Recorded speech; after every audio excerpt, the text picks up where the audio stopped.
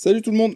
On se retrouve aujourd'hui pour une présentation du Superman versus Wonder Woman qui sort officiellement demain dans la collection DC Treasury. Donc toujours ces très très grands formats, vraiment gigantesques. Vous voyez, comparé par exemple à une intégrale, c'est vraiment plus grand et c'est même plus grand qu'un format Urban, hein, il faut bien le dire.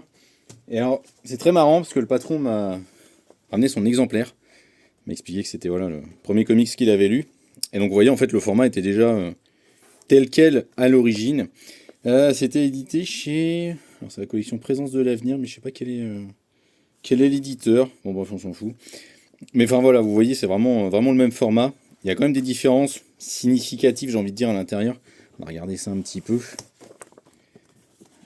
On va reprendre la même planche, ce sera mieux. Où qu'elle est, où qu'elle est, où qu'elle est. Hop, par là. Voilà. Vous voyez, il y a quand même une différence en termes de colorimétrie. Voilà, le dessin ressort quand même, je trouve, mieux ici que là. Mais ce qui est très intéressant, c'est que dans l'édition que Urban réédite, ils ont gardé ce côté un peu, alors ça doit peut-être pas forcément, mais ce côté, hein, papier un peu beige, pour imiter ce truc du papier un peu jauni, qui du coup permet aux couleurs de ne pas être forcément trop éclatantes, comme on peut avoir le cas par exemple sur des intégrales en papier glacé. Et donc forcément ça donne cette patine un peu vintage, un peu vieillie. Superman vs Wonder Woman, qu'est-ce que c'est? Bien, c'est un récit des années 70, scénarisé par Jerry Conway, fabuleux scénariste, notamment connu pour son taf sur Spider-Man. Mais il a énormément bossé chez DC, limite même je me demande s'il n'a pas plus bossé chez DC au final que chez Marvel.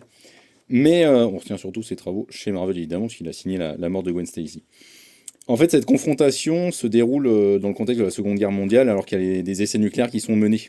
Et en fait, ce versus n'est pas juste un truc bourrin et gros bill entre Superman et Wonder Woman. Ça a vraiment pour thème justement la peur du nucléaire.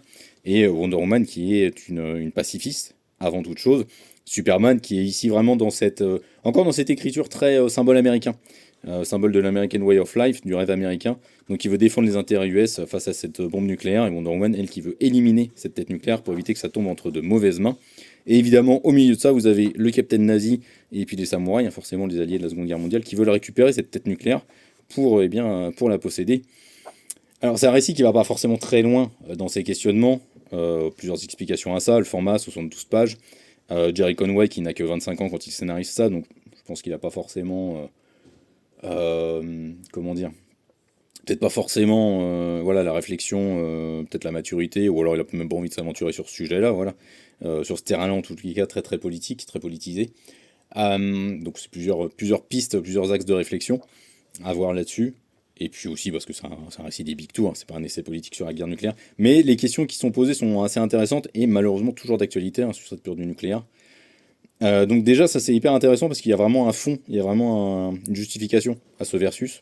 C'est pas juste du gros bourrinage. Et puis surtout, c'est splendide au niveau des dessins. Ce format géant permet vraiment d'apprécier ça et bien de la meilleure des façons, j'ai envie de dire, hein. C'est splendide, c'est spectaculaire, vraiment.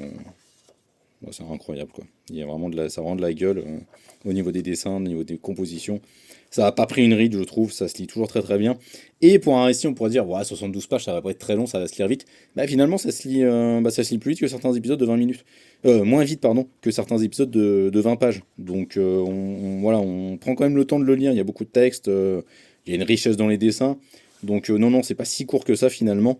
Et donc c'est vraiment intéressant. Moi, je continue de beaucoup aimer cette collection DC Treasury. Voilà, c'est pas forcément une collection qui me semble avoir le succès qu'elle mérite en tous les cas, parce que je trouve que c'est intéressant d'avoir des récits un peu vintage qui sont publiés dedans, donc c'est très très cool. Et je salue l'initiative de Urban de publier un peu de patrimonial, c'est très très chouette. Ciao!